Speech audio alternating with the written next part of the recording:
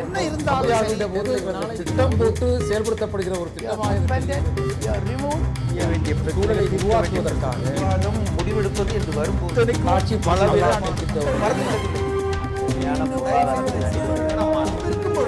எதிர்த்து பேசிட்டு. வணக்கம். நேர்பட பேசு நிகழ்ச்சிக்கு உங்களை அன்போடு வரவேற்கிறோம். காங்கிரஸ் ஆட்சி செய்யும் மாநிலங்களின் முதலமைச்சர்கள் மாநாட்டில் முன்னாள் பிரதமர் மன்மோகன் சிங் நரேந்திர மோடி அரசாங்கத்தை, நரேந்திர மோடி அவர்களின் நிர்வாகத்தை மிக கடுமையாக விமர்சித்திருக்கிறார். தன்னை விட பிரதமர் நரேந்திர மோடி சிறந்த சேல்ஸ்மேன், நிகழ்ச்சி மேலாண்மை, ஈவென்ட் மேனேஜ்மெண்ட் செய்வதிலே வல்லவர், பேச்சில் வல்லவர், பெட்டர் கம்யூனிகேட்டர் என்று சொல்லியிருக்கிறார். இது வஞ்சக புகழ்ச்சியா, இல்லாத ஒன்றை சொல்கிறார் என்று சொல்வதா, அல்லது தன்னுடைய இயலாமையை, குமுறலை அப்படி வெளிப்படுத்துகிறாரா? விவாதிக்கலாம். நம்மோடு எழுத்தாளர் திரு மனுஷபுத்திரன், அரசியல் விமர்சகர் திரு பாலாஜி வெங்கட்ராமன், காங்கிரஸ் கட்சியின் வழக்கறிஞர் சுதா, பொருளாதார ஆலோசகர் திரு அருண்குமார் தவே. வணக்கம்.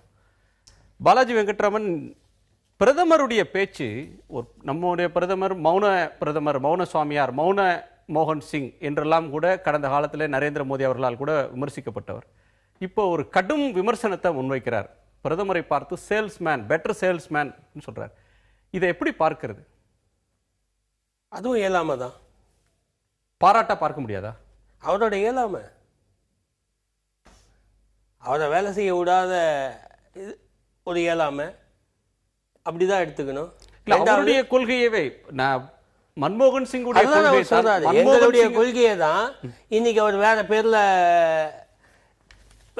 மக்களுக்கு கொடுத்துட்டு இருக்கிறார் அப்படின்னு. ஏன் உங்க கொள்கையை உங்களால கொடுக்க முடியல? அது உங்களுடைய இயலாம. இல்ல, இருவருமே ஒரே கொள்கையை பேசினார்கள், ஒரே கொள்கையை, பொருளாதார கொள்கையை செயல்படுத்துறாங்க. தாராளமய கொள்கை தான் அவங்களுடைய. அந்த கொள்கையெல்லாம் கொடுக்க முடியல. இவர் கொள்கையை வேகமா செயல்படுத்துறார். தன்னுடைய தான் என்ன செய்யறோன்றத மக்கள்கிட்ட திறமையா சொல்ல முடியுது இவரால. அவரால் சொல்ல முடியலன்னு ஒரு ஒப்புதல் வாக்குமூலமா எடுத்துக்கிறதா? அதுதான் உண்மை. அதுதான் சொல்ற இயலாமை, மன்மோகன் சிங்குடைய இயலாமை. அப்படி அவருடைய இயலாமைன்னு பார்க்கிறதா, இல்ல மறைமுகமாக அவர் பாராட்டுகிறார்னு எடுத்துக்கிறதா? இது எப்படி பார்க்கிறது மனுஷன்? இல்ல, இது பாத்தீங்கன்னா மன்மோகன் சிங் அவருடைய நகைச்சுவை உணர்ச்சியை பாத்தீங்கன்னா எவ்வளவு ஷார்ப்பானதுங்கிறதுக்கு இது ஒரு உதாரணமாக தான் நான் பார்க்குறேன். இன்னொன்று, இதில் சொல்லப்படுறதுல ரெண்டு விஷயங்கள் எனக்கு முக்கியமாக இருக்குது. ஒன்று, பொதுவாகவே மார்க்கெட்டிங்கிற வார்த்தை பொலிட்டிக்கல் ஐடியாலஜியை பேசுகிறப்ப எப்படி வருதுன்னு இது அவங்களும் பண்ணாங்க, இவங்களும் சொல்கிறாங்க. அதாவது ஒரு சமூகத்தில் ஒரு அரசோ அல்லது ஒரு தலைவரோ தன்னுடைய கொள்கையில் முன்வைக்கிறத அவங்க என்ன பண்ணுறாங்கன்னா ஒரு மார்க்கெட்டிங் ஸ்ட்ராட்டஜி. சோனியா காந்தி கூட இதில் பேசுகிற சொல்கிறாங்க, நம்முடைய கம்யூனிகேஷன் ஸ்கில்லையும் மார்க்கெட்டிங் ஸ்ட்ராட்டஜியை இன்னும் இம்ப்ரூவ் பண்ணணுண்டு. இதுக்கு முன்னாடி ராகுல் காந்தியும் இதே மாதிரி ஒரு கருத்தை சொல்லியிருக்காரு. நான் இந்த கான்செப்டை பத்தி பேசுறேன். இந்த மெடிக்கல் ரெப்ரசன்டேட்டிவ்ஸ் தான் இந்த மாதிரியான வார்த்தைகளை பயன்படுத்துவாங்க. இப்போ இவங்க பயன்படுத்துறாங்க. நீங்க நல்லா யோசிச்சு பாருங்க, நேருடைய காலத்துல இருந்து ஆரம்பிச்சு இந்தியாவில் இப்படிப்பட்ட சொல்லாடல்கள் அரசியல் விவாதங்கள்ல எப்போவாது பயன்படுத்தப்பட்டிருக்காருன்னு. அப்ப 2000க்கு அப்புறம் இந்த விதமான ஒரு குளோபல் மார்க்கெட்டிங் வந்ததுக்கு அப்புறம் அரசியலும் சித்தாந்தமும் மார்க்கெட்டிங் ஸ்ட்ராட்டஜியா மாறுது. அப்போ யார் ஒருத்தர் பவர்ஃபுல்லா தன்னை விற்றுக்கொள்ள முடியுமோ, யார் ஒருத்தர் மாயைகளை உருவாக்க முடியுமோ. இன்னைக்கு ஒண்ணு இல்ல, ஒரு மேகி நூடுல்ஸை பத்தி நம்ம பேசுறோம். இல்ல, மாயைகளை உருவாக்குவதுன்னு எப்படி சொல்ல முடியும்? ஒரு நம்பிக்கையை விதைப்பது, அதை செயல்படுத்துவதுன்னு பார்க்க முடியாதா? நம்பிக்கை என்பது வேறு, செயல் திட்டம் என்பது வேறு. மோடி எப்படி முன்னிறுத்தப்பட்டார்? இடைவிடாத விளம்பரங்களின் மூலமாகவும் அந்த காங்கிரஸ் அரசின் மீது இருந்த ஒரு அதிருப்தியின் மீது ஒரு மிகப்பெரிய கனவை அவர்கள் கட்டினார்கள். அந்த கனவிற்கு எந்த விதமான ஆதாரமும் கிடையாது. காங்கிரஸுக்கு எதிராக நாங்கள் இதை செய்வோம் அதை செய்வோம் என்று பொருளாதார ரீதியாகவும் சமூக ரீதியாகவும் சொன்ன ஒரு விஷயத்தை கூட இந்த அரசாங்கத்தால் நிறைவேற்ற முடியவில்லை. அப்படி நிறைவேற்ற முடியாத ஒரு சூழ்நிலையில் வெறுமனே எப்படி ஒரு நச்சுத்தன்மை உள்ள ஒரு பொருளை ஒரு மார்க்கெட்டிங் ஸ்ட்ராட்டஜி மூலம், ஒரு விளம்பரம் மூலம் விற்க முடியுமோ அப்படி தன்னைத்தானே விற்றுக்கொண்டவர் தான் அவர். அப்படி இருக்கிற சமயத்தில் இந்த ஸ்கில் தனக்கு இல்லை அப்படின்ட்டு இவர் சொல்றாரு. உண்மையில அந்த ஸ்கில் ஒருத்தருக்கு தேவையில்லைன்னு நினைக்கிறேன். ஒருத்தர் அந்த மாதிரியான ஸ்கில் ஒருத்தருக்கு அவசியம் இல்லை. இதை பாத்தீங்கன்னா அவர் மிக மிக ஒரு கேலியா தான் இதை பயன்படுத்தி இருக்காரு. உண்மையிலேயே ஒன்னு சொல்லலாம், அது கேலி கிடையாது. இன்னும் சொல்ல போனா ஒரு சேல்ஸ் ரெப்ரசன்டேட்டிவா அவர் வேலை செய்கிறார். இன்னும் சொல்ல போனா ஒரு கம்பெனியோட சிஓ பாத்தீங்கன்னா பதவி விட்டு போனவன அடுத்து வந்த ஒரு ஆள் என்னோட பெட்டரா அவர் ஃபங்க்ஷன் பண்றான்னு சொல்றாரு இல்லையா? அது என்னன்னா, நீங்க அறிமுக உரையில சொன்ன மாதிரியே மன்மோகன் சிங் கொண்டு வந்த பல விஷயங்களை இவர் மிக வேகமாக பாத்தீங்கன்னா கொண்டு போறாரு.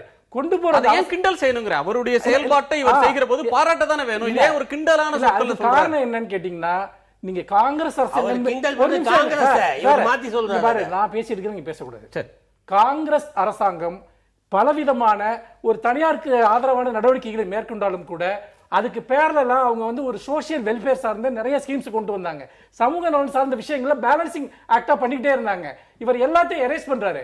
அதாவது சிறு விவசாயிகள், குறுந்தொழில் செய்யக்கூடியவர்கள் எல்லாருடைய நலன்களை அழிச்சிட்டு ஒட்டுமொத்தமாக கார்ப்பரேட்டுகளுக்கான ஒரு அரசாக இந்த அரசு செயல்படுகிறது. இல்ல நீங்க சொல்றதை ஏற்க முடியல. நீங்க NREGAவுக்கான பணத்தை குறைச்சாங்க இந்த அரசு குறைக்கிறதுன்னு சொல்றீங்க. சோசியல் செக்டார் ஸ்கீமுக்கான சமூக நலத்திட்டங்களுக்கான 40,000 கோடி இருந்தது. 40,000 கோடி ரூபாய் ஒதுக்கீடு இருந்தது. 30,000 ஒதுக்குனது, 30,000 கோடியா ஒதுக்குனது காங்கிரஸ் ஆட்சியிலே தொடங்கிருச்சு. சிதம்பரத்துடைய காலத்திலேயே தொடங்கிருச்சு. என்ன சொன்னா அதற்கும் கீழே கல்விக்கு ஒதுக்கீடு வந்துட்டு 4,000 கோடி ரூபாய் குறைச்சிருக்காங்க. சுகாதாரத்திற்கான ஒதுக்கீடு குறைச்சிருக்காங்க. அதே மாதிரி வன பாதுகாப்பு, சுற்றுச்சூழல் இது சம்பந்தமான அத்தனை விஷயங்களையும் பலவீனப்படுத்துறாங்க. எதுக்கு பண்றாங்கன்னா கார்ப்பரேட்டுகளுக்கான ஒரு தொழிற்சூழலை உருவாக்குவதற்காக ஒட்டுமொத்த இந்தியர்களுடைய நலனையும் இந்த அரசாங்கம் பலியிடுது. அதனாலதான் சார் ஒரு நிமிஷம் நீங்க பேசுங்க. அதனாலதான் இந்த அரசாங்கம் என்பது ஒரு சேல்ஸ் கவர்மெண்ட் அரசாங்கம். இன்னும் சொல்ல போனா இந்த மக்களை ஒரு அற்ப விலைக்கு விற்கக்கூடிய ஒரு அரசாக இது இருக்கிறது. அதனுடைய குற்றச்சாட்டு. அருண்குமார், இதுல இன்னொரு பார்வை இருக்கிறது. நரேந்திர மோடி ஒரு வசீகரமுள்ள ஒரு தலைவராக தேர்தலுக்கு முன்னால் இருந்தார். அவருடைய வசீகரத்தால் அந்த கட்சி ஜெயிச்சது. இப்ப சொன்ன வாக்குறுதிகளை செயல்படுத்த முடியல, மக்களுடைய எதிர்பார்ப்புகளை நிறைவேற்றினாங்களா அப்படின்றது ஒரு கேள்விக்குறியாக இருக்கிறது. ஆனால் அவருடைய இமேஜ் சரியாம இருக்கிறதுக்காக அவர் தன்னுடைய செயல்பாடுகளை, தவறுகளை மறைக்கக்கூடிய அளவிற்கு தந்திரமாக பேசுகிறாங்க. அந்த பேச்சுவார்த்தையில அந்த வார்த்தைகளை விற்பதில் அவர் வல்லவராக இருக்கிறார் அப்படின்னு இவங்க சொல்றத ஒரு அரசியல் ரீதியான விமர்சனம்னு பார்க்கிறதா, அல்லது ஒரு பொருளாதார மேதைன்னு சொல்லப்படுற மன்மோகன் சிங் வார்த்தைகள்ல இப்படி வர்றதை உண்மையிலே அவர் காம்ப்ளிமெண்ட் பண்றாருன்னு எடுத்துக்கிறதா? எப்பொருள் யார் யார் வாய் கேட்பினும் அப்பொருள் மெய்ப்பொருள் காண்பதறிவு. அதாவது மன்மோகன் சிங்கே இதை சொல்றார். இதை இன்னொரு புராதனத்தில் சொல்லுவோம், வசிஷ்டர் வாயால் பிரம்ம ரிஷி அப்படின்னு. இதுல இன்னொன்று என்னன்னாக்கா, என்னை விட இவர் நல்லா பண்றாருன்றது ஒரு எமோஷன், அவர் மாதிரி என்னால் பண்ண முடியலன்றது ஒரு எமோஷன். இதுல இயலாமை பொறாமை ரெண்டும் இருக்கு இல்லைங்களா? அவர் சொன்னது என்னன்னா நிதர்சனமான உண்மை. நான் என்னென்னலாம் உண்மையா மன்மோகன் சிங் ஒரு நல்ல ஒரு பிரைம் மினிஸ்டர், நல்ல ஒரு மேனேஜர் மாதிரி, ஒரு எக்கானமிஸ்ட். அவர் என்னென்னமோ பண்ணணுன்ற கனவுல இருந்தாரு. சந்தர்ப்ப சூழ்நிலையினாலும் நிறைய ஃபேக்டர்ஸ் ஃபோர்ஸ்னாலையும் அவரால் பண்ண முடியல. அதை இன்னைக்கு உண்மையை அவர் மனசுல இருந்து ஹானஸ்ட் பொலிட்டிஷியனா இருந்ததுனால அவர் சொல்றது, நான் என்னென்னமோ பண்ணணும்னு நினைச்சேன், அதெல்லாம் பண்றாரு. அவருடைய பேச்சோட முன்பகுதியை மட்டும் எடுத்துட்டு பேசுறீங்க. அவர் பின்னாடி சொல்றார், தன்னுடைய ஆட்சியில் தொடங்கப்பட்ட திட்டங்களை தான் எங்க ஆட்சி காலத்துல நாங்க சொன்னதைத்தான் இவங்க மாத்தி வேற முலாம் பூசி தங்களதை போல சொல்கிறார்கள். தப்பே கிடையாது. அதுக்கு ஃபேக்டோட சொல்றேன். என்னன்றது ஒவ்வொரு ஸ்கீமா சொன்னீங்கன்னா அதுக்கும் நான் சொல்றேன். இன்னொன்னு, அதாவது என்னை விட பெரிய சேல்ஸ்மேன் அப்படிங்கிறார். கரெக்ட், சேல்ஸ்மேன் தான். கண்ட்ரியை சேல் பண்றாரு. 189 நாடுகள்ல 18 நாடுகள் போய் என்ன விற்கிறாருனாக்க நம்முடைய நாட்டுடைய மதிப்பை விற்கிறார். என்னுடைய நாட்டுக்கு வாங்கல் அப்படிங்கிறாங்க. இதுவரைக்கும் 10 வருஷமா வராம இருந்தீங்களே, இப்போ வாங்க, நான் லாஸ் சேஞ்ச் பண்றேன், லேபர் ஃப்ரெண்ட்லியா இருக்காங்க, உங்களுக்கு உங்க கேபிட்டல் ஃப்ரெண்ட்லின்றது லாஸ் சேஞ்ச் பண்றேன், environmental friendly, ease of doing business பண்றேன், அண்ட் ஜீரோ லாஸ் என்று சொல்லப்பட்ட கோல், அதாவது சுப்ரீம் கோர்ட்னால பிளாக் பண்ணல. செயல்படுறாங்கன்னு சொல்றீங்க. செயல்படாத பிரதமரா இருந்தார், இப்ப இவர் செயல்படுற பிரதமர். செயல்படுற பிரதமர்னா யாருக்காக செயல்படுகிறார் அப்படின்ற ஒரு கேள்வி கூட வருது. யாருக்காகவும் இல்ல, இந்த கேள்விக்கு வாங்களேன். இவர் மோடி அரசாங்கத்தை பார்த்து அவர் சொல்றது, நீங்க புதுசா எதையுமே செஞ்சிரல, நாங்க சொன்ன செய்ததை தான், எங்களுடைய பொருளாதார கொள்கை தான் நீங்க செயல்படுத்துறீங்க, நாங்க கொண்டு வந்த திட்டத்தை தான் செயல்படுத்துறீங்க. ஆனால் நாங்கள் கொண்டு வந்த போது எங்களுக்கு விமர்சனம் இருந்தது, பாலிசி பெராலிசிஸ், கார்ப்பரேட் இந்தியா விமர்சனம் பண்ணது. இன்னைக்கு அப்படியான ஒரு மார்க்கிங் அவங்களுக்கு தரல, மாறாக பாராட்டுகிறார்கள். ஏன்னா அந்த வருத்தத்திலும் சொல்றாரா, எல்லா ஸ்கீமையும் இன்ட்ரோடியூஸ் பண்ணி எதுவுமே இம்ப்ளிமெண்ட் பண்ண முடியாத ஒரு சிச்சுவேஷன். அதனால இன்டென்ஷன்ஸ் இருந்தாலும் பெர்ஃபார்மன்ஸ் இல்ல, ஆக்ஷன்ஸ் இல்ல. அங்க அந்த இன்டென்ஷன் மட்டும் இருந்தா பார்த்தாது, ஆக்ஷன் புள்ளிவரத்தை சொல்றாரு. அவருடைய ஆட்சி காலத்துல இருந்ததை விட பெரிய வளர்ச்சி ஒன்றும் வந்துடல. மன்மோகன் சிங்கே சொல்லியிருக்கிறார், எங்க ஆட்சியினுடைய எங்களுடைய ஆட்சியினுடைய சாதனைகளை நீங்க ஒன்னும் டிஃபென்சிவா இருக்க தேவையில்லைன்னு காங்கிரஸ்காரங்களை பார்த்து இந்தியா டேக்கிங் தி லீட், வேர்ல்ட் பேங்க் ஆவரேஜா 8.5% வளர்ச்சி இருந்தது. வேர்ல்ட் பேங்க் சொல்லுது சைனாவை ஓவர்டேக் பண்ண போறோம்ன்றது. சைனா 20 வருஷமா இருந்தது, 2 வருஷத்துல மன்மோகன் சிங்கோடைய ட்ராக் ரெக்கார்ட் அது மிஞ்சிடுச்சா? மன்மோகன் சிங் ஆட்சி கால வளர்ச்சியை நரேந்திர மோடி ஆட்சி கால வளர்ச்சி 60 வருஷத்துல பண்ணத ஒரு வருஷத்துல பண்ணல சார். இல்ல, மன்மோகன் சிங்குடைய ஓராண்டு சாதனை 10 வருஷத்துல இன்னும் பண்ணல, 10 வருஷத்தோட இன்னும் பண்ணல. ஆனால் இந்த ஆட்சிக்கு பிரம்மாண்டமான பெயர் இருக்கிறது. இந்த ஆட்சி பாராட்டப்படுகிறது. ஆனால் மன்மோகன் சிங் தூற்றப்பட்டார். அந்த வருத்தத்துல பேசுறாருன்னு எடுத்துக்கல. 10 வருஷத்துக்கு இன்னும் பண்ணல, ஒரு வருஷம் தானே இருக்கு. ஆனா ஒரு வருஷத்துல அந்த 10 வருஷத்துல பேசுனது அத்தனையுமே என்னன்னா டெவலப்மெண்ட் வெல்ஃபேர்ன்ற வேர்ட்ஸ் எல்லாம் நம்ம யூஸ் பண்ணல. லாசஸ் அதெல்லாம் ஸ்கூல்ல ஸ்கேண்டல் ஸ்கேம் டெவலப்மெண்ட் அவர் தான் இன்க்ளூசிவ் டெவலப்மென்ட்ற வார்த்தையை மன்மோகன் சிங் பயன்படுத்தினார். வெல்ஃபேர் என்ற சோசியல் வெல்ஃபேர்னு பேசினார். அவர் வந்து ஒரு ஹானஸ்ட் அவரே என்ன சொன்னார்னாக்க அந்த விற்கும் போது நம்ம கோல் மைனை இப்போ வந்து 204ல 32 வித்தே இவர் வித்தா தான் சேல்ஸ்மேன் தான் வித்து 2 லட்சம் கோடி ஸ்பெக்ட்ரம். அதுல எத்தனை ஆண்டுக்கு அந்த 2 லட்சம் கோடி அந்த 2 லட்சம் கோடின்றது எத்தனை ஆண்டுக்கு வரும்? இப்போ 10% மொத்த வித்ததுல 10% வித்திருக்காங்க sir. 10%ல we have got 2 lakh crores. இந்த 2 lakh crore plus 1 lakh 2 lakh crores எப்படி எத்தனை வருஷத்துல ஸ்டேகர்டா வரும் சார்? இப்போ வருது ஒரு அட் ஒன் ஸ்ட்ரோக் வந்துட்டது மாதிரி சொல்றீங்க. ஏன் ஒன் ஸ்ட்ரோக் வரணும்? இப்போ 40,000 உண்மை அது அல்ல. இல்ல கரெக்ட் புரியுது. வரதும் வந்து யாருக்குனாக்க சென்ட்ரல் கவர்மெண்ட் எடுத்துக்கல. 14th ஃபைனான்ஸ் கமிஷன் படி என்ன சொல்லுதுன்னா எங்களுக்கு இந்த பணமே வேண்டாம், எந்த ரெவென்யூ வந்தாலுமே ஸ்டேட் கவர்மெண்ட்ஸ் ஈக்குவலா அத நம்ம வந்து டெவல்யூஷன் ஆஃப் பவர்ஸ் சொல்லி உங்களோட அவர் சொன்னார் இல்லையா சார், சொன்னார் இல்லையா ஒரு பாயிண்ட், அதாவது ஸ்டேட் கவர்மெண்ட் கொடுத்துட்டு அலாட்மெண்ட் குறைஞ்சு போச்சுன்றது என்ன பாயிண்ட்னாக்க ஏற்கனவே இருக்கிற எங்களோட டோட்டல் ரெவென்யூ ஸ்டேட்ஸ் கொடுத்துறாங்க. அவங்களுக்கு ஒரு கையில கொடுத்துட்டு மறு கையில வாங்கிட்டீங்கன்னு சொல்லி தமிழ்நாடு முதலமைச்சர் ஜெயலலிதா சொல்றாங்க. இல்ல ஒய்வி ரெட்டியோட ரெக்கமெண்டேஷன் அப்படியே ஃபாலோ பண்ண. ஒய்வி ரெட்டி அந்த டைம்ல போட்ட ரிசர்வ் பேங்க் கவர்னர் போட்ட ரெக்கமெண்டேஷன் படி அவர் என்ன சொல்றாருன்னா ஸ்டேட் கவர்மெண்ட்டுக்கு ரெஸ்பான்சிபிலிட்டி ஜாஸ்தி வேண்டும். இல்ல மத்திய திட்டங்களுக்கு மத்திய அரசாங்கத்தோட கல்விக்கான நிதி குறையுது, சுகாதாரத்துக்கான நிதி குறையுதுன்றது என்னன்னாக்க இங்க வந்து இன்ஃப்ளேஷனுக்கு ஏற்ற 8ல இருந்து 10% கூட உயரலையே. இல்ல அந்த ஃபுட் இன்ஃப்ளேஷன்லாம் ரொம்ப குறைஞ்சிருக்கு. இந்த 1 இயர்ல பாத்தீங்கன்னா food inflation has come down to 4% now. 6ல இருந்து 4% வந்திருக்கு, ஸ்டாட்டிஸ்டிக்ஸ் இருக்கு. அண்ட் அவங்க என்ன சொல்றாங்கன்னா ஒரு சிம்பிளா ஒரே ஒரு கேள்வி சொல்லுங்க ஜி. அதாவது மன்மோகன் சிங் கவர்மெண்ட் இருந்தப்போ பணவீக்கம் வந்து ரொம்ப பெரிய அளவுக்கு இருந்துச்சு. நம்ம ரூபாயோட மதிப்பு வந்து ரொம்ப வீழ்ச்சி அடைஞ்சது. 64 ரூபாய்க்கு வந்துருச்சுன்னு சொன்னாங்க. ஆனா சர்வதேச சந்தையில நீங்க பெட்ரோலியத்தோட விலை வந்து $108 இருந்து $60 குறையுது. ஆனா இந்தியாவுல வந்து அதே 64% ரூபாய்க்கு தான் இன்னைக்கு பண மதிப்பு இருக்கு. இன்னொன்னு விலைவாசி உயர்வு எடுத்துக்கோங்க. விலைவாசி உயர்வு எடுத்துக்கங்க. நீங்க மன்மோகன் சிங் கவர்மெண்ட் மேல வச்ச மிகப்பெரிய சார்ஜே வந்து டாக்ஸ் போட்டு சார் இது இல்ல மன்மோகன் சிங் வீட்டுக்கு எடுத்துட்டு போயிட்டான்னு சொல்லி அவர் சொன்னாரு $164 தானே இருக்கு. ஏன் நீங்க வந்து இது பண்ணீங்க? அப்ப என்னன்னா பணவீக்கம் இங்க குறைஞ்சிருக்கணும், ரூபாயோட மதிப்பு கூடி இருக்கணும். இன்னொரு விஷயம் நீங்க நல்லா யோசிச்சு பாருங்க, விலைவாசி உயர்வை இவ்வளவு பெரிய சார்ஜஸா வச்சாங்க. ஆனா எங்கேயாவது விலைவாசி உயர்வு குறைஞ்சதா வந்து இந்த ஒரு வருஷத்துல நீங்க ஒரு எவிடன்ஸ் காட்டுங்க வந்துட்டு. அப்போ இவங்க ஃபங்க்ஷன் பண்ற கவர்மெண்ட்ங்கிறதுக்கு என்ன அர்த்தம் இருக்கு? ஒண்ணுமே கிடையாது. ஃபங்க்ஷன் பண்ண கவர்மெண்ட் மன்மோகன் 3 சொற்களை சொல்றார். ஒன்று better communicator, better salesman, event manager. இந்த மூன்றும் தனக்கு இல்லைன்னு மறைமுகமா ஒப்புதல் வாக்குமூலம் தர்றாரா, இல்ல தான் கொள்கையை தன்னை விட பிரமாதமா செயல்படுத்துறாருன்னு ரகசியமா அவரை பாராட்டுறாரா? தனக்கு அந்த திறமை இல்லைன்ற சொல்லல, அவரு கேவலப்படுத்தியிருக்கார் மோடி அவர்களை. அழகான சேல்ஸ்மேன் அவர். எப்படின்னு பார்த்தீங்கன்னா அதானி அம்பானி கம்பெனிக்கு ஒரு அழகான சேல்ஸ்மேன். இப்போ வெளிநாடுகளுக்கெல்லாம் பயணம் செய்கிறார் மோடி அவர்கள். அதானி இல்லாமல் எந்த ஒரு பயணமும் இல்லை. அதாவது வந்து external affair minister Sushma Swaraj வரலனாலும் பரவாயில்ல, அதானியும் அம்பானியும் இல்லாத ஒரு செயல்பாடு அவர் கிடையாது. இப்போ லேட்டஸ்டாக போன பங்களாதேஷ் கூட நீங்கள் பார்த்தீங்கன்னா 600 கோடி கொடுத்துருக்காரு, $2 பில்லியன் கொடுத்துருக்காரு. அதில் கூட அங்கே என்ன ஒரு அக்ரிமெண்ட் போடப்பட்டதோ, இந்திய அரசாங்கத்திற்கும் பங்களாதேஷ் அரசாங்கத்துக்கும் போடப்பட்ட அக்ரிமெண்ட் என்னன்னு வெளியே வர்றதுக்கு முன்னாடி முதல் அக்ரிமெண்ட் எதுவாக வெளியே வருது அங்கே இருக்க பத்திரிகை செய்திகளிலும் இந்தியாவில் இருக்க பத்திரிகை செய்திகள் எது வருதுன்னா பங்களாதேஷ் அரசாங்கத்திற்கும் அதானி கம்பெனிக்கும் அம்பானி கம்பெனிக்கும் போடப்பட்ட ப்ராஜெக்ட் அக்ரிமெண்ட்.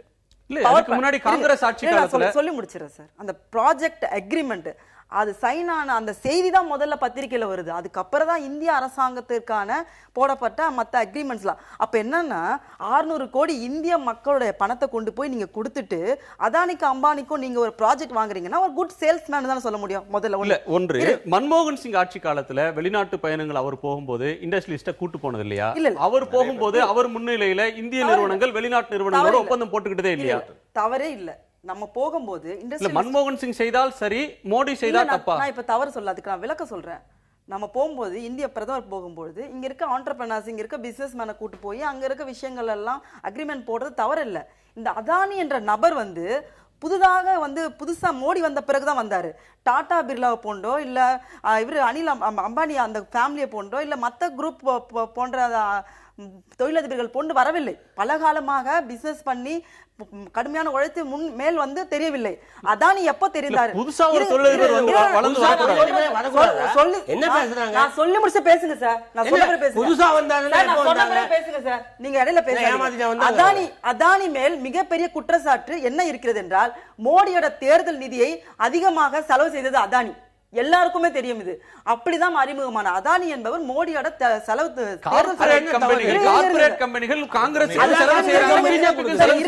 இருங்க சார் சொல்லி முடிக்கிறேன். அதானி என்பவர் அப்படிதான் வெளியுலக தெரிய வந்தாரு தவிர மிக சிறந்த தொழிலதிபராக பல ஆண்டுகளாக தொழில் செய்து மிகப்பெரிய வல்லரசு நாடுகளோடு போட்டி போட்ட ஒரு தொழிலதிபராக தெரிய வரவில்லை. ஒன்று. இன்னொரு ஒரு குட் கம்யூனிகேட்டர் அப்படின்னு ஏன் சொல்றாரு பாத்தீங்கன்னா, ஒரு எந்த பொருள் நம்மளால ஒரு பொருளை விற்க முடியலையோ, நம்ம எங்க அங்க தோல்வி அடைஞ்சிடறோமோ அதை வச்சு மிகப்பெரிய விளம்பரம் தரோம்.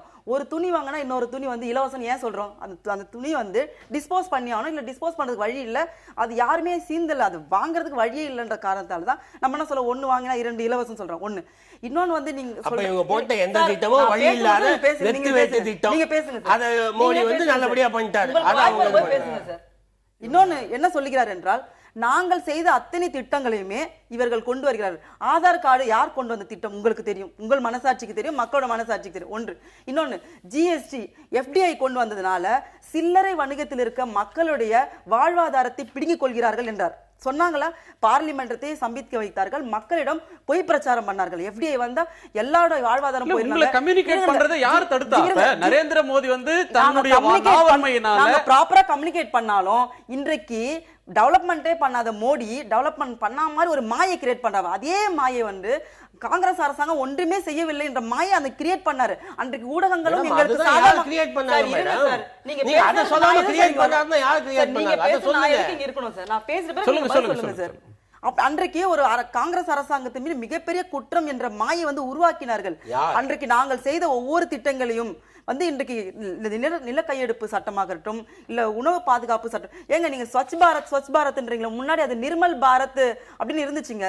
அது நிர்மல் பாரத்னு சொல்றப்ப தெரியல. பட் மோடி தூய்மை இந்தியான்னு சொல்ற ஒண்ணு உடனடியா மக்கள்கிட்ட அவரால கொண்டு போக முடியும், மக்களோட அவரால கனெக்ட் பண்ண முடியுது. மேக் இன் இந்தியா அப்படின்றது உங்களோட பாலிசியாவே இருக்கலாம். உங்க மன்மோகன் சிங்கே அதை சொல்றாரு.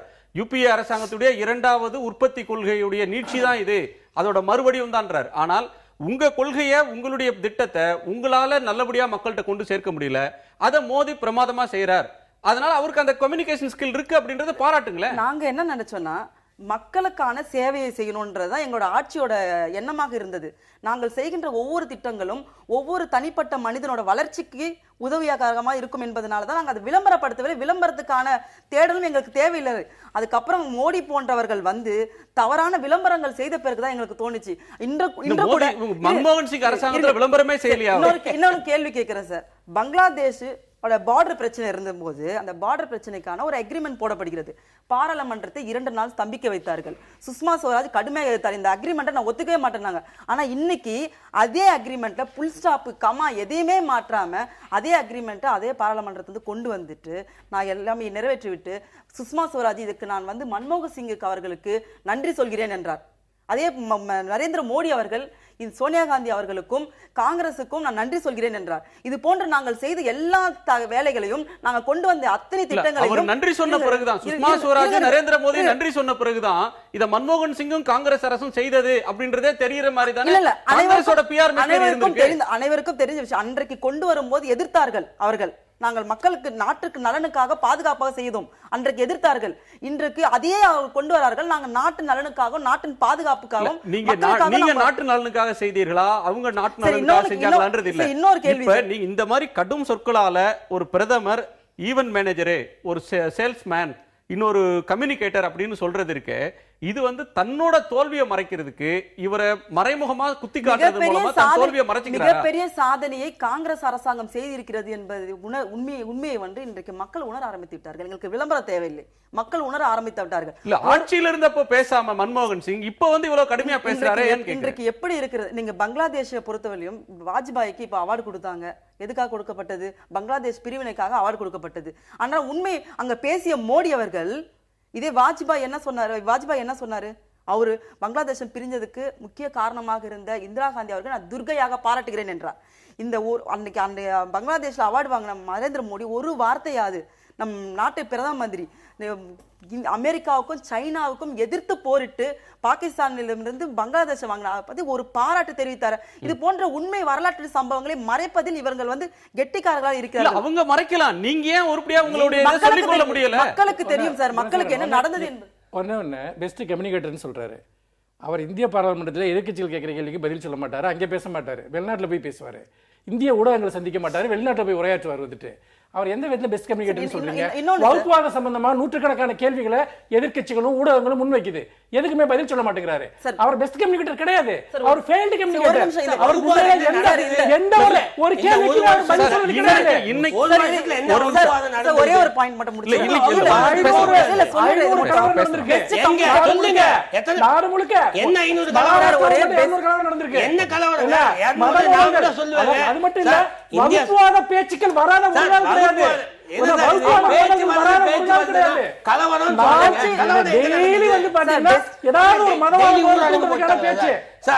சோனியா காந்தி பேசுறத பத்தி நம்ம பேசலாம். சோனியா காந்தி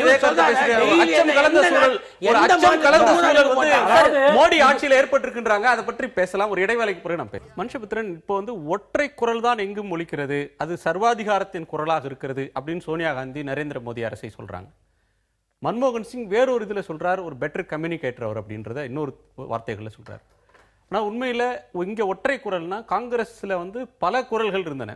மன்மோகன் சிங் ஆட்சியில் வந்து திறமையாக பேசக்கூடிய சுப்ரீம் கோர்ட் லாயர்ஸாக இருக்கக்கூடிய பலர், கபில் சிபல், சிதம்பரம், பிரணப் முகர்ஜி, சல்மான் குர்ஷித், வீரப்ப மொய்லி, இப்படி பல திறமையான அமைச்சர்கள் நன்றாக பேசக்கூடியவர்கள் இருந்தாங்க. அவங்களால கம்யூனிகேட் பண்ண முடியாத ஒன்றை நரேந்திர மோடியால் பண்ண முடியுது, மக்களோட கனெக்ட் ஆகுறாங்கன்னா அங்கே அவருடைய வெற்றி தானே அது. சார் நீங்கள் அப்படி வந்து ஒரு பெஸ்ட் ஆரேட்டர் தான் வந்து பார்த்தீங்கன்னா ஒரு சிறந்த தலைவர் அப்படின்னா நீங்கள் ஹிட்லரை சிறந்த தலைவராக ஏற்றுக்கணும். இந்த உலகத்திற்கு பல சர்வாதிகாரிகள் கூட பெஸ்ட் ஆரேட்டராக இருந்திருக்காங்க, ஒரு மிகப்பெரிய மாசை வசீகரிக்கக்கூடியவங்க இருந்திருக்காங்க. நீங்க அதற்கு பின்னாடி இருக்கக்கூடிய நோக்கமும் செயலும் தான் மிக முக்கியமானது. வசீகரிச்சு மக்கள் அவங்களை ஏற்றிருக்காங்க இல்லையா? கண்டிப்பா அதுக்கு ஒரு காரணம் இருக்கு. அதாவது ஒரு நாட்டில் வந்து பார்த்தீங்கன்னா பல்வேறு விதமான பிரச்சனைகளும் நெருக்கடிகளும் இருக்கிறப்ப ஒருத்தர் வந்து பார்த்தீங்கன்னா கவர்ச்சிகரமான முழக்கங்களை வைக்கிறப்ப அவர்கள் பின்னாடி மக்கள் வந்து திரள்றது இயற்கையானது. இந்திரா காந்தி பின்னாடி திரளலையா? ஒரு காலத்தில் வந்து பார்த்தீங்கன்னா இந்தியாவே இந்திராங்கிற ஒரு கோஷத்தை வந்துட்டு இந்த நாடு நம்பலையா வந்துட்டு?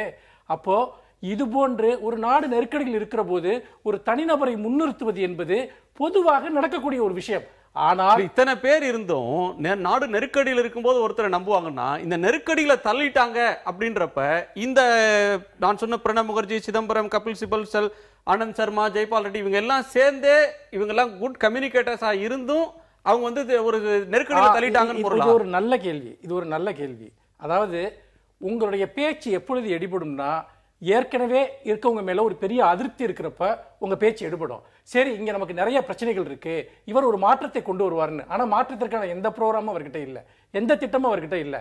சார் ரொம்ப சுருக்கமா சொல்றேன், இவருடைய 3 அடிப்படையான விஷயங்கள் இருக்கு சார். ஒன்று, வளர்ச்சிங்கிற பேர்ல நீங்க வந்து எந்த விதமான மக்கள் நலன்களையும் கவலைப்படாம ஒரு பெரும் வர்த்தக நிறுவனங்களுக்கான கொள்கைகளை அமுல்படுத்துறது. 2வது விஷயம் என்னன்னு கேட்டீங்கன்னா எந்த விதமான வெறுப்பூட்டக்கூடிய பேச்சுக்களையும் கண்டுகொள்ளாம இருக்குது, அது பாட்டுக்கு நடந்துகிட்டு இருக்கணும்னு நினைக்கிறது. 3வது விஷயம், மிக முக்கியமான விஷயம், பாராளுமன்ற நடைமுறைகளை, ஜனநாயக நடைமுறைகளை தகர்த்து எறிவது. One man show. எப்படி சார் ஒரு ஸ்டேட் ஒரு ஒன் மேன் ஷோவா ஒருத்தர் நடத்த முடியும்? அப்ப என்னன்னா இவங்க மினிஸ்டர்ஸ் எல்லாரும் வந்து ஒன் மேன் ஷோன்றது வந்து ஒரு குற்றச்சாட்டு தானே. அங்கேயே அமைச்சர்கள் இருக்காங்க, கலெக்டிவ் ரெஸ்பான்சிபிலிட்டி இருக்கு. அமைச்சர்கள் இல்லன்னு சொல்றீங்களா? இல்ல, வெறுமனே அமைச்சர்கள் மட்டும் நான் சொல்லல. யோசிச்சு பாருங்க, பாராளுமன்ற ஜனநாயகத்தை உங்களுக்கு ஏதாவது நம்பிக்கை இருக்கா? எத்தனை அவசர சட்டங்களை கொண்டு வர்றாங்க, மக்களுடைய எந்த வில்லையும் பத்தி கவலைப்படாம இவங்க பாட்டுக்கு நிறைவேற்றிக்கிட்டே இருக்காங்க, நடைமுறைகளை அத்தனையும் பிரேக் பண்றாங்க. அதோடு மட்டும் இல்லாம ஒரு நிமிஷம் சார், அதோடு மட்டும் இல்லாம இவங்களுடைய அமைச்சர்களுடைய ஸ்கில் என்னன்னு யோசிச்சு பாருங்க. பல துறைகள் இன்னைக்கு டம்மியா செயல்பட்டு இருக்கு. மோடி சொல்ற வாய்ஸ் மட்டும் தான் கேக்குது, எந்த அமைச்சகத்துக்கு என்ன டிசிஷன் இருக்குன்னு யாருக்குமே தெரியல. பல துறைகள் வந்து பாத்தீங்கன்னா சுற்றுச்சூழல் துறை உட்பட பல துறைகள் வந்து பாத்தீங்கன்னா ரொம்ப வீக் ஆக்கப்பட்டு ஃபங்க்ஷனிங்கே இல்லாம ஆயிடுச்சு. அப்படிப்பட்ட ஒரு சூழ்நிலையில மோடி ஒருத்தருடைய வார்த்தை ஜாலம் மட்டும்தான் இந்த நாட்டினுடைய செயல்பாடு குரல் என்றால் அது போலித்தனமான குரல், பொய்யான குரல். இன்னும் நல்லா யோசிச்சு பாருங்க, எலெக்ஷன் பிரச்சாரத்துல அவருக்கு இருந்த இமேஜுக்கும் இன்னும் இப்ப அவருக்கு இருக்க இமேஜை யோசிச்சு பாருங்க. ஒரு வருஷத்துல வந்து பாத்தீங்கன்னா அது மடமன்னு சரிஞ்சிருச்சு. அவர் சொல்றதுல பெரும்பாலான விஷயங்கள் நடைமுறை சாத்தியமற்றது, பொய்யானது, ஒரு தரப்பானதுங்கிறது ப்ரூவ் ஆயிருக்கு. சோனியா காந்தி சொன்ன இன்னொரு குற்றச்சாட்டும் இந்த நேரத்தில் அதே கூட்டத்தில் மன்மோகன் சிங்கோடு பேசின அந்த கூட்டத்தில் அவங்க பேசினது ஒரு முக்கியமான ஒரு கருத்து. மோடி தன்னை நல்லாட்சி நாயகன் விளம்பரப்படுத்தி வருகிறார், அதே நேரம் அவரது சகாக்கள் மதவாதத்தை தூண்டும் வகையில் பேசி வருகிறார்கள். அவர்கள் அவ்வாறு பேசுவதற்கு மோடி அனுமதிக்கிறார். இத்தகைய மத துவேஷ கருத்துக்களால் நாட்டின் மதச்சார்பின்மை பாதிக்கப்பட்டிருக்கிறது, மக்கள் அச்சத்தோடு வாழ்கிறார்கள் அப்படின்ற ஒரு கருத்தை சோனியா காந்தி முன்வைக்கிறார். இந்த கருத்தை வெளிப்படுத்துறது சோனியா காந்தி மட்டும் இல்லை, இதற்கு முன்னாடியும் பல தலைவர்கள் பல்வேறு தருணங்களில் வெளிப்படுத்தியிருக்காங்க. பல்வேறு பொது நபர்களும் கூட அந்த கருத்தை வெளிப்படுத்தியிருக்கிறாங்க. இப்போ மன்மோகன் சிங்கோட 10 ஆண்டு கால ஆட்சியில இப்படிப்பட்ட கருத்து வரல, ஆனா இந்த ஓராண்டு காலத்தில் இப்படிப்பட்ட கருத்து வர்றது எப்படி எடுத்துக்கிறது? மக்கள் அச்சத்துல வாழல, நல்ல வெளிச்சத்துல வாழ்ந்துட்டு இருக்கிறாங்க. எப்படி சொல்றீங்க? ஆமா, அச்சம்ன்றதுக்கு என்ன இருக்கு? அச்சம் என்ன பேசி என்ன அச்சமாயிடுத்தீங்க அது சொல்லுங்களேன். ஏதாவது ஒண்ணு அந்த மாதிரி அவங்க என்ன இப்போ இங்க பேசின ஒரு தலைவர் பேசுறது எல்லாரும் பேசிருக்கிற அதே காலகட்டத்தில் இன்னொருத்தர் பேசுறாங்க, அதான் அதை பத்தி நம்ம பேச மாட்டோம். ஆனா இங்க இருக்கிற ஒரு சாட்சி மகராஜ் 4 குழந்தை பெத்துக்கோ அப்படின்றத மாத்திரம்தான் நம்ம கேள்வியா வைக்கிறோம். அதே நேரத்துல வாட்டிகன்ல இருக்கக்கூடிய இல்ல இத கேப்பீங்க, ஆனா வாட்டிகன்ல இருக்கக்கூடிய போப் சொல்லும்போது அதுக்கு கேள்விக்கு இடம்படாதா? இல்ல இவர் சாட்சி மகராஜ் ஒரு எம்பி, இந்திய பார்லிமெண்டோட எம்பி. பெண் எத்தனை குழந்தை பெற்றுக்கொள்ள வேண்டும் என்பது ஒரு எம்பி பேசினத ஒரு பிஜேபியை சேர்ந்தவர் இவர் இப்படிலாம் பேசாதீங்க. ஒரே நிமிஷம், வாட்டிகன்ல இருக்கக்கூடிய ஒரு மதத்தின் தலைவர் அவர் சொல்றது உலகத்துல இருக்க அனைத்து கிறிஸ்தவர்களுக்கும் ஆன ஒரு சொல்லது, அதை அந்த கிறிஸ்தவரும் மறுக்க முடியாது இல்லையா? சொல்லுங்க. சாட்சி மகராஜ் மத தலைவரா ஒரு கட்சியோட பிரதிநிதியா? யாருங்க? ஒரு நிமிஷம், இதுக்கு நீங்க பதில் சொல்லுங்க. இதுக்கு நீங்க பதில் சொல்லுங்க ஃபர்ஸ்ட். இது நீங்க மறந்துட்டீங்கல்ல, சாட்சி மகராஜ் மொத்தம் தான் பேசுறது வெளிய வரும். ஏன்னா நீங்க என்னைக்காவது ஒரு நாள் நீங்க இத பத்தி பேசுறீங்க? ஒரே எப்பவுமே ஒரு எம்பி நீங்க எப்படி பேசலாம்? அப்படி யாரு ஏன் பேசக்கூடாது? ஏன் பேச 4 குழந்தை பெத்துக்கோன்றதுல என்ன தவறு? 4 குழந்தை பெத்துக்கோன்றதுல என்ன தவறு? என்ன சார் 4 குழந்தை நீங்க பெத்துக்கலையா? 4 குழந்தை நீங்க பெத்துக்கலையா இல்லையா சார்?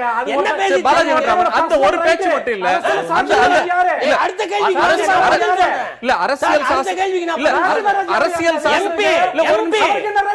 ஏன் சொல்ல கூடாது? அவரை கேள்வி கேட்கிற உங்களுக்கு இல்ல, அவருக்கு சொல்றது பாலாஜி வெங்கட்ராமன் இவரே நரேந்திர மோடியா இப்படி எல்லாம் பேசாதீங்கன்னு சொல்றாரு. நீங்க ஏன் அதை வலுக்கட்டாயமா நியாயப்படுத்துறீங்க? நரேந்திர மோடியா இப்படி பேசாதீங்கன்னு சொல்றாரு, அது அவருடைய பெருந்தன்மை. அவரு பேசுறது சரிதான்றீங்களா? கண்டிப்பா. தப்பு என்ன இருக்குன்னு கேக்குறேன். அது தப்புன்றதுக்கு என்ன? இதன் மூலம் மதவாதத்தை உருவாக்குற பேச்சுக்களை பேசுறவங்க எந்த மதத்தை சேர்ந்தவங்க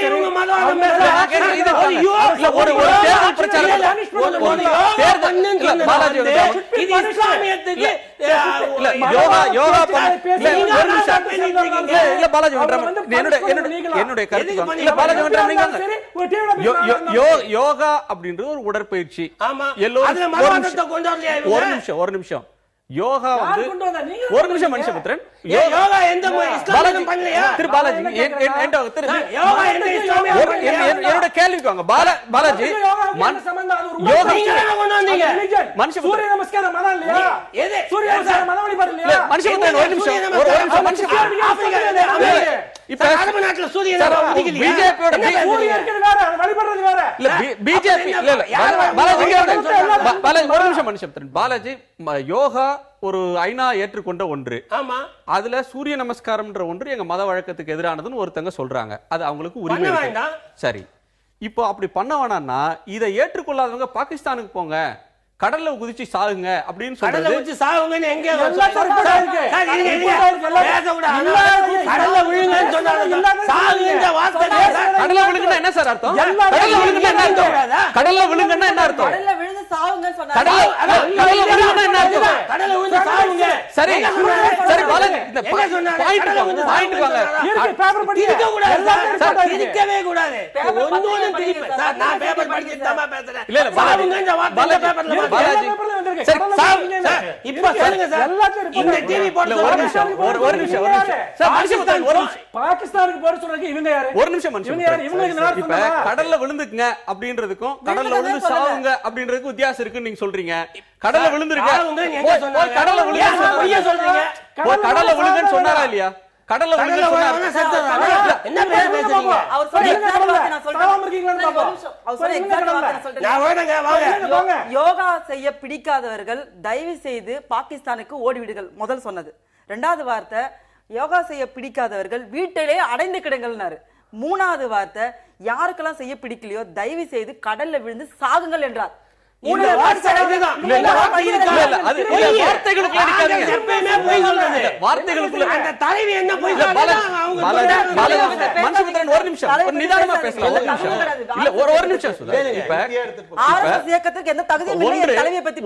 யோகா பற்றி சொல்லும் போது பாகிஸ்தானுக்கு போங்க, அல்லது முன்னாடி தேர்தலுக்கு முன்னாடி மோதிக்கு ஓட்டு போடலாம், அங்க போங்க, பாகிஸ்தானுக்கு போங்க, கடல்ல விழுங்க, கடல்ல வேணா குதிச்சுங்க.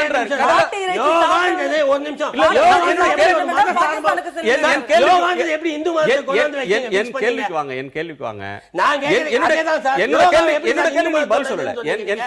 அதாவது மதவாத கருத்துக்களை பேசாதீங்க, அரசியல் சட்டம் தான் என்னுடைய வேத புத்தகம்னு நரேந்திர மோடி ஒரு பக்கம் சொல்றாரு.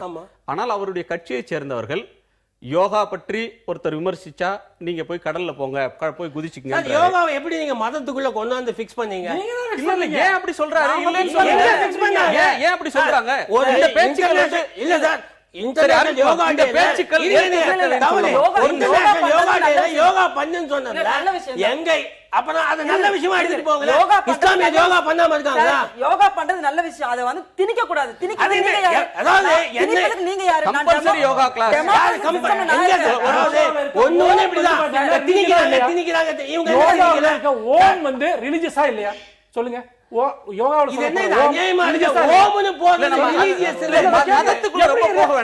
பிரச்சனை வந்துருச்சுன்னா பேசணும். சரி, ஒரு நிமிஷம் கனெக்ட் ஆயிருக்கா இல்லன்னு பேசணும். இதேதான் இவரு இன்னொரு பேசினாரு. ஒரு நிமிஷம் சிக்கல் வருது. அதாவது மன்மோகன் சிங் ஆட்சியில இப்படிப்பட்ட பேச்சுக்கள் வரல. சோனியா காந்தி அவர்கள் பிரதமர் மோடிக்கு 2 முகம், மோடி ஆட்சியில ஒரு அச்சம் கலந்த சூழல் இருக்குன்னு சொல்றாங்க. அது வந்து வெறும் அரசியல் பேச்சா பார்க்கணுமா, இல்ல அதுல சப்ஜெக்ட் இருக்கு, கண்டென்ட் இருக்குன்னு எடுத்துக்கணுமா? அவங்க என்ன சொல்றாங்கன்னா, அவர் பிரைம் மினிஸ்டர் ஏர்லியரா சொன்னது பாத்தீங்கன்னா, மன்மோகன் சிங் சொல்லாத ஒண்ணு என்னன்னா, என்னை விட ஒரு பெரிய நல்ல தலைவர்ன்றதும் ஒரு பாயிண்ட் இருக்கு. அதாவது தலைமை பண்புன்றது ஒரு இம்பார்ட்டன்ட் திங். ஒரு ப்ராடக்ட் மட்டும் இல்லை, ஒரு கண்ட்ரியை பண்ணனாலும் தலைமை பண்புன்றது அது இல்லை. டெசிஷன் மேக்கிங் சரியான அதெல்லாம் மிஸ் பண்ணியிருக்காருன்னு நினைக்கிறேன். ஒன்று, சாதனைகளை மக்கள்கிட்ட எடுத்துட்டு போகலன்றது. என்ன மாதிரி சாதனைன்றது டவுட்ஃபுல். என்னென்ன சாதனையெல்லாம் சொல்லணும்னு நினைச்சாங்க, சொல்லாம விட்டாங்க ஏர்லியர் கவர்மெண்ட்ல அப்படிங்கிறது ஒன்று. அடுத்தது வந்து அவங்களே என்ன சொல்லியிருக்காங்கன்னா, சென்ட்ரல் கவர்மெண்டோட ஒத்துப்போங்கன்னா ஸ்டேட் கவர்மெண்ட் அவங்க கிட்ட இருக்கிற இவங்களுக்கு சொல்லியிருக்காங்க, நல்ல ரிலேஷன்ஷிப் மெயின்டைன் பண்ணுங்கன்னு சொல்லியிருக்காங்க. அண்டு நாம வந்து பார்க்க வேண்டியது என்னன்னா, ஒவ்வொரு ஆக்டும் இவங்க சொல்றாங்க எங்களோட பழைய ஆக்ட் எடுத்து போட்டிருக்காங்கன்னு. அது இதுல வந்து ஒரு விதமான தப்பும் கிடையாது. ஏன்னா ஜிஎஸ்டி அன்டைல்யூட்டட் ஜிஎஸ்டி இம்ப்ளிமெண்ட் பண்ண மாட்டேன்னு சொன்னது அவங்க யூபிஏ 2ல. இவங்க என்ன சொல்றாங்க, ஸ்டேட்ஸோட பேசி காம்ப்ரமைஸ் பண்ணிட்டு நாங்க இம்ப்ளிமெண்ட் பண்றோம்ன்றாங்க. லேண்ட் அக்விசிஷன்ல வந்து 5 இயர்ஸ் சீலிங்க வச்சு அதுக்கப்புறம் அதை பண்ண முடியாம நிறுத்தினது அங்க. அதனால இம்பார்ட்டன்ட் செக்டார்ஸ்க்கு பண்ணணும்னு நினைக்கிறது இங்க. ஒரு பார்ட் மட்டும் நீங்க சொல்றீங்க. இல்ல, மோடி இருக்கு, சோனியா காந்தியோட பேச்சில ஒரு பகுதியை மட்டும் சொல்றீங்க.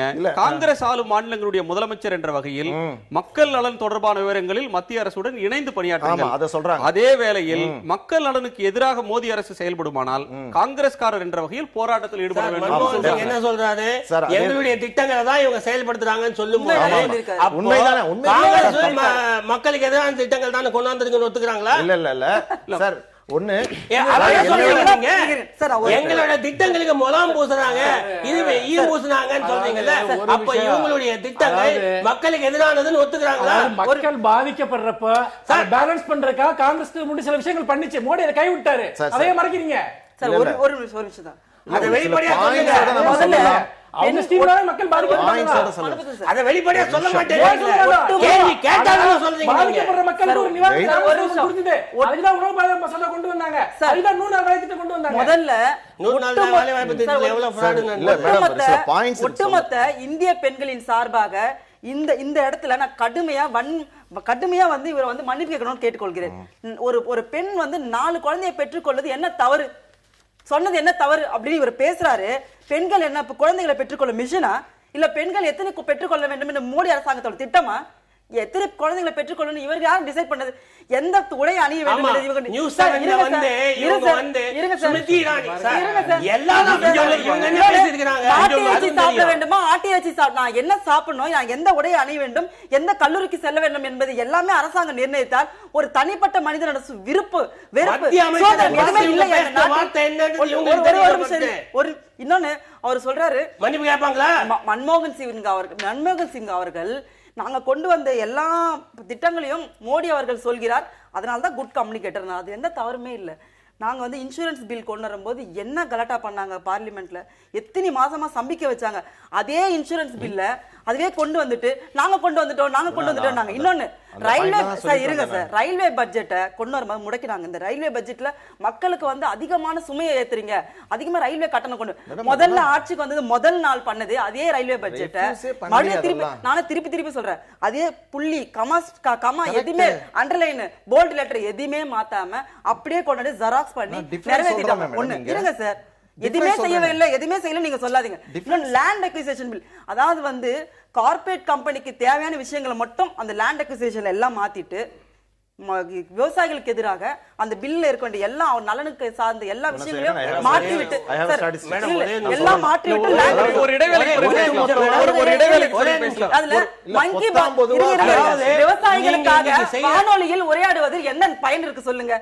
விவசாயிகள் நிலத்தை நீங்க பிடுங்கிக் கொள்வீர்கள், அவர்கள் நிலத்தை பிடுங்கி விவசாயம் செய்வதற்கு எந்த பயனும் இல்லாம பண்ணிவிடுவீங்க. ஆனா அவங்களோட இதுல மட்டும் பேசிங்களா ரேடியோல என்ன கான்செப்ட்? மோடி என்னை விட சிறந்த சேல்ஸ்மேன் என்று மன்மோகன் சிங் கூறுவது உண்மையான நிலையை வெளிப்படுத்துகிறதா அல்லது விரக்தியான பேச்சா என்ற கருத்தை நேயர்கள் முன்னால கேட்டிருக்கிறோம். நேயர்கள் என்ன பதில் சொல்றாங்கன்றது ஒரு இடைவேளைக்கு பிறகு பார்த்துட்டு தொடர்ந்து நம்ம விவாதிக்கலாம். மோடி என்னை விட சிறந்த சேல்ஸ்மேன் என்று முன்னாள் பிரதமர் மன்மோகன் சிங் கூறுவது உண்மை நிலையா விரக்தி பேச்சா என்ற கேள்வியை நேயர்கள் முன்னால் வைத்திருந்தோம். உண்மை நிலை என 76% நேயர்களும், விரக்தி பேச்சு என 24% நேயர்களும் கருத்து தெரிவித்திருக்கிறார்கள். அந்த நேயர்களுக்கு நன்றி. அருண்குமார், இதுல வந்து உண்மை நிலை அப்படின்னு சொல்றவங்க மிக பெருவாரியா இருக்காங்க. இப்போ அவர் ஒரு சிறந்த சேல்ஸ்மேன் அப்படின்னு இவர் சொல்ற ஒரு கருத்தை மக்களும் ஏற்றுக்கொண்டு விட்டார்கள் அப்படின்னு பொருளா? ஆமா, ஏன்னா இவ்வளோ ஸ்கீம்ஸ் இம்ப்ளிமெண்ட் பண்ணும்போது, ஒவ்வொரு ஸ்கீமையும் இம்ப்ளிமெண்ட் பண்ணும்போது நிறைய அவங்களுக்கு டிஃபிகல்ட்டி இருந்தது. ப்ரீவியஸ் கவர்மெண்ட் யூபிஏ அவங்களுக்கு பிளேம் பண்ண முடியாது. நிறைய அவங்களுக்கு கோயலேஷன் தர்மா, கோயலேஷன் ப்ராப்ளம்ஸ் இதெல்லாமே அவரே ஒத்துக்கிட்டார். பட் இவங்களுக்கு வந்து இவ்வளோ ப்ரூட்டல் மெஜாரிட்டி இருந்து கூட அந்த ஒரு ஈகோ இல்லாம ஒரே ஒரு இன்னைக்கு வரைக்கும் நம்ம ஒரு வருஷம் ஆகி கூட ஒரு ஸ்கேண்டலை பத்தி கூட பேசாம ஏதோ ஸ்கீம்ஸை பத்தி பேசணும் இல்ல, அதான் பேசுறோம். நம்ம நிறைய எல்லா டிபேட்ஸும் பேசிட்டு இருக்கோம். ஆனா என்ன பேசுறோம்னா இந்த ஸ்கீமை கொண்டு வர, லேண்ட் கொண்டு வர, ஜிஎஸ்டி கொண்டு வர, ரயில்வே பட்ஜெட்ல கொண்டு வராங்க சொல்லி முதல் 5 ஆண்டு காலத்துல கூட இந்த மாதிரியான எந்த ஸ்கேண்டல் பேச்சும் வரல. இல்ல அப்ப என்னன்னாக்க நரசிம்மராவ் கொடுத்த ஒரு ஃப்ரீ ஹேண்ட், அதாவது எல்பிஜி பாலிசி என்ன சொல்றாங்க, மன்மோகன் சிங் கூட யூபிஏ ஃபர்ஸ்ட் யூபிஏ 1ல இந்த மாதிரியான புகார்கள் எதுவும் வரல. ஏன்னா அப்ப வந்து அவரோட உள்ள நிலைநிறுத்தி அவர் வந்து ஆர்பிஐ கவர்னர்ல இருந்தா வரும்போது ரெண்டு பேருக்கும் இருக்கிற வித்தியாசத்தை பாருங்க. மன்மோகன் சிங் வந்து அன்எலெக்டட், இவர் வந்து எலெக்டட். ரெண்டாவது மன்மோகன் சிங் இருக்கிற கம்பல்ஷன் அப்ப இருந்தது என்னன்னாக்க உள்நாட்டுல இந்தியால முதல்ல அவர் யாருன்றத நிலைநாட்ட வேண்டிய வாஜ்பாயை காட்டி பிஜேபியால ரெண்டாவது முறை ஆட்சிக்கு வர முடியல. ஏன் மன்மோகன் சிங் பிரதமர்னு தெரிஞ்சு மக்கள் ஓட்டு போட்டுருக்காங்க. இல்ல அதுக்கு வந்து வாஜ்பாயோட அந்த இந்தியா ஷைனிங்ன்ற அந்த கண்டினியூஷன் இருக்கே, அதுதான் ரீசன் தவிர மன்மோகன் சிங் வந்ததுன்னு சொல்ல முடியாது. ஒரு மாயை கிரியேட் பண்ணாங்க. இல்ல வாஜ்பாய் ஆட்சிக்கு பிறகு சொல்றாங்க. இல்ல அது அந்த 5 ஆண்டு கால ஆட்சியில ஒரு சிறந்த பொருளாதார நிபுணர்னு ஒரு மாயை கிரியேட் பண்ணாங்க. வாஜ்பாய் வந்து நிறைய சிங்கோட சாதனைகளை தொடர்ச்சி தான் இந்த ஓராண்டம். இல்ல அது கிடையாது. வாஜ்பாய் வந்து நிறைய கிட்டி நிறைய வச்சிட்டு போனார். 300 கோடி ரூபாய்க்கு மேல ஃபாரெக்ஸ்லாம் வச்சிட்டு போயிருந்தாரு. சிதம்பரமும் சொல்றாரு கஜானாவை காலியா விட்டுட்டு வரல, நாங்க நல்ல பணம் வச்சிட்டு தான் வந்தோம்னு சொல்றாரு. இல்ல அதாவது நிறைய விஷயம் கம்மியா தான் இருக்கு. நமக்கு வர வேண்டியது ஒரு 5-6 வருஷமா நடக்க வேண்டிய மேனுஃபேக்சரிங் எதுவுமே நடக்காம தான் இப்ப $40 பில்லியன் இந்த ஒரு வருஷத்துல வந்திருக்கு. அவரும் 36 நாடுக்கு போயிருக்காரு, 676 கோடி செலவு பண்ணிருக்காரு. இவரும் 18 நாடுக்கு போயிருக்காரு. ஆனா $40 பில்லியன் வந்திருக்கு. எஃப்டிஐன்றது வந்திருக்கு. தொழில் வளர்ச்சி எந்த அளவுக்கு, அக்ரிகல்ச்சர் வளர்ச்சி. இப்ப கூட இவங்க அந்த லேண்ட் சீலிங் ஆக்ட்லாம் சொல்றாங்க. நம்ம கிட்ட இருக்கிற ஃபெர்டைல் லேண்டை தவிர தரிசு நிலம் மட்டுமே கிட்டத்தட்ட 4 கோடி ஹெக்டேர் இருக்குன்றாங்க. இப்ப இந்த லேண்ட் சீலிங் ஆக்ட்ல கூட இவங்க வந்து நிலம் கையகப்படுத்தல் சட்டத்துல இப்போ ஒரு தரிசு நிலத்தை மட்டும் எடுத்துக்க போறாங்க, நல்ல வளமான இடத்தை எடுத்துக்க போறதுலன்னு இருக்கா? கிடையாது. ஆமா, உண்மை அதுதான். இரிகேஷன் இல்லாத இடத்துல தான் இருக்கு. அதுதான் அமெண்ட்மென்ட். இரிகேஷன் கிடையாது. ஒண்ணு. ரெண்டாவது சார், நாம வந்து ரைஸ் வாங்குறோம். நாமளும் என்ன சொல்றோம், ரைஸ் வாங்குற கஸ்டமர் என்ன சொல்றோம், அரிசி விலை இவ்வளவு இருக்குன்னு. இந்த விவசாயம் என்ன சொல்றான், எனக்கு லாபமே கிடையாது, கிடைக்க மாட்டேங்குது. சோ நடுவுல தான் எங்கேயோ விலை ஏறுது புரோக்கர்ஸ். அதுக்கு தான் இந்த ஃபுட் செக்யூரிட்டி ஆக்ட்ல அந்த ஆன்லைன் கொண்டு வந்தது ஸ்கீம். அதுக்கு அப்புறம் எங்க அரிசி விலை ஏறுது? இல்ல எங்க விவசாயிகள் நல்லமா இருக்குது? கஸ்டமரும் கஸ்டமர் இல்லங்க, கஸ்டமர் எல்லா லேண்டுமே வந்து அக்யூசேஷன் பண்ணலாம்ன்றத அது சொல்லப்பட்டிருக்கிறது. அதாவது அந்த 5 செக்டாருக்கு தான் நாங்க சொன்னோம். செக்டாருக்கு தான் நாங்க சொன்னது 80% கன்சென்ட் ஆஃப் தி மேடம் அது இம்ப்ளிமென்ட் பண்ண முடியல. 80% கன்சென்ட் இல்லாம எடுத்து இவர் இன்னைக்கு சொல்றாரு 80% வந்து விளையுதுங்க, விளையுதுங்க, விவசாயிக்கும் கிடையாது. அதுக்கான மதிப்பு இல்ல. நடுவுல எங்க இருக்கு? நடுவுல டிஃபரன்ஸ் ஆகுது. ஒரு நிமிஷம் நம்ம விவசாயம் பேசலாம். செய்வதற்கான எல்லா சூழ்நிலை இல்லாத ஸ்கீமுமே அளவுக்கு விவசாயிகளோட ஒத்துழைப்பு இல்லாமல் நிலத்தை எடுத்துக்கொள்ளாத மேடம் போது ஒரே நிமிஷம் விவசாயம் அதான் இவங்க என்ன பண்ணாங்க, நிலத்தை எடுத்துக்கிறோம். இல்ல, நம்ம ரயில்வேஸ்ல கூட திரு மனுஷபுத்திரன், உண்மை நிலைன்னு சொல்றவங்க 76% பேர். இது சிறந்த சேல்ஸ்மேன், சிறந்த கம்யூனிகேட்டர், பெஸ்ட் ஈவென்ட் மேனேஜர் அப்படின்னு சொல்ற ஒரு கருத்தை மக்களும் ஏற்கிறார்கள். அவர் உண்மையைத்தான் சொல்லியிருக்கிறாருன்னு மக்களும் ஏத்துக்கிறாங்க அப்படின்னு புரிஞ்சுக்கிறதா, இல்ல நான்கில் ஒருவர் தான் வந்து விரக்தி பேச்சுன்னு சொல்றாங்க? சார் வந்து ஒரு நாட்டோட பிரைம் மினிஸ்டரை ஈவென்ட் மேனேஜர்னு சொன்னா அதுக்கு என்ன அர்த்தம்? ஒரு பிரைம் மினிஸ்டரோட ரோல்ங்கிறது எவ்வளவு பெருசு வந்துட்டு சொல்றவர் யாரோ ஒருத்தர் இல்ல, இல்ல, சொல்றவரு முன்னாள் பிரதமர் தானே. அவர் ரொம்ப கேலியா அதை குறிப்பிடுறாரு, அவர் ஈவென்ட் மேனேஜர் அப்படின்ட்டு. அது என்னோட திறமைசாலின்னா எனக்கு சில திறமைகள் இல்லைன்னு அர்த்தம். அது வந்து பாசிட்டிவா நெகட்டிவாங்கறத நீங்க தான் முடிவு பண்ணலாம். என்னை விட சிறந்த கம்யூனிகேட்டர், என்னை விட சிறந்த ஈவென்ட் உனக்கு மேனேஜர், இருக்க திறமைகள் எனக்கு இல்லைன்னு சொல்றதுங்கிறது நீ என்னை விட மோசமானவன் சொல்றது தான் அது அர்த்தமே ஒழிய வேற ஒண்ணும் இல்ல. ஆனா ஒரு நிமிஷம் இருங்க, ஒன்னே ஒன்று சொல்றேன். இது எல்லாத்தையும் நீங்க அடிப்படையில் நீங்க வந்து ஒரு விஷயம் பாருங்க, ஒட்டுமொத்தமாவே இந்த கவர்மெண்ட் வந்து அவர் சொல்றாரு இல்லையா, வந்து அதாவது போன கவர்மெண்ட்டை விட இந்த கவர்மெண்ட் வந்து பாத்தீங்கன்னா பெட்டரா செயல்பட்டதுன்ட்டு. நம்முடைய எக்கனாமிக் பாலிசிஸ் எல்லாமே ஒரு செயின்ல வந்துட்டு போயிட்டு இருக்கு. வந்துட்டு ஏன் வந்து மன்மோகன் சிங்கால சுதந்திரமா செயல்பட முடியும்னு சொல்றாரு இல்லையா, கூட்டணி தர்மங்கிறதெல்லாம் ஒண்ணும் கிடையாது. பல எதிர்க்கட்சிகள் தாராளமயமாக்கலுக்கு எதிராக வந்து சில தடைகளை உருவாக்கிக்கிட்டே இருந்தாங்க. வந்துட்டு அது வந்து ஒரு பேலன்சிங் ஃபேக்டரா இங்க இருந்தது. இன்னைக்கு ஒரு மெஜாரிட்டி வந்த உடனே அவ்வளவு தடைகளை நீங்க தகர்த்தீங்க. முழுக்க முழுக்க கார்ப்பரேட் கவர்மெண்ட் அதை நடத்தும். அப்படி இருக்கிறப்போ உண்மையிலேயே மன்மோகன் சிங் கவர்மெண்ட் இருக்கக்கூடிய சோசியல் வெல்ஃபேர் ஸ்கீமுக்கெல்லாம் காரணம் அது மெஜாரிட்டியா இல்லாம இருந்ததுதான். அது ஒரு பாசிட்டிவான விஷயம். இது தனி மெஜாரிட்டிங்கிற பேர்ல ஒரு ஏகபோக ஆட்சி, ஒரு அராஜக ஆட்சி நடந்துட்டு இருக்கு. அதுதான் உண்மை. ஆட்சி ஆள்பவர்கள் மோடி அரசாங்கம் ஏன் எல்லா சட்டத்தையும் அவசர நிலை சட்டமாக கொண்டு வர வேண்டும்? ஏன் பார்லிமெண்ட்ல வைத்து அது வந்து டிஸ்கஷன் ராஜ்யசபால நீங்க முடக்குறீங்க, எல்லாம் ராஜ்யசபால முடக்குறீங்கன்னு பேசக்கூடாது. தெலுங்கானா மாநிலத்தை பிரிக்கும் போது கதவு இழுத்து மூடிட்டு தானங்க நீங்க பண்ணீங்க. அந்த ஜனநாயக படுகொலை எங்க போய் சொல்றது? எத்தனையோ பாலிசி விஷயங்கள்ல சோனியா பிஜேபி சப்போர்ட் பண்ணிருக்கு. அதாவது காங்கிரஸ் கவர்மெண்ட் இருந்தப்ப சில முக்கியமான முடிவுகள் தெலுங்கானா அவர் சொல்ற தெலுங்கானா கொண்டு வரது இந்த கவர்மெண்ட் நிறைவேற்றின பல ஸ்கீமை காங்கிரஸ் இப்ப சோனியாவே என்ன சொல்றாங்க, அரசோட சில முக்கியமான விஷயங்கள்ல இணைந்து செயல்படணும் தான் சொல்றாங்க. இதுல ஆனா அப்படி செயல்பட முடியாத இருக்குல்ல, அது எல்லாத்தையும் கொல்லைப்புற வழியா ராஜ்யசபா மூலமா நிறைவேற்றோம்னா அதுக்கு பேர் என்ன? அதுக்கு பேர் உண்மையிலேயே வந்துட்டு அதிகார குவியல். அதிகார குவியல் என்பதை அன்னை சோனியா காந்தி எதை சொல்கிறார்? பார்லிமெண்ட்ல உங்களை வந்து எலெக்ட் பண்ணி அனுப்புறாங்க, மக்கள் வந்து ஓட்டு போட்டு தேர்ந்தெடுக்கும் பொழுது ஒரு சட்டம் கொண்டு வரும்பொழுது அங்க இருக்க ரெப்ரசன்டேட்டிவோட எல்லா கருத்தை கேட்டு ஒரு சட்டத்தை இயற்றணும்ன்றது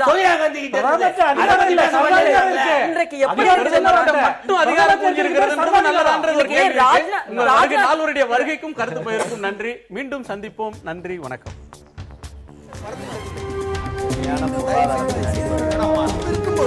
எதிர்த்து பேசிட்டு நாட்டுல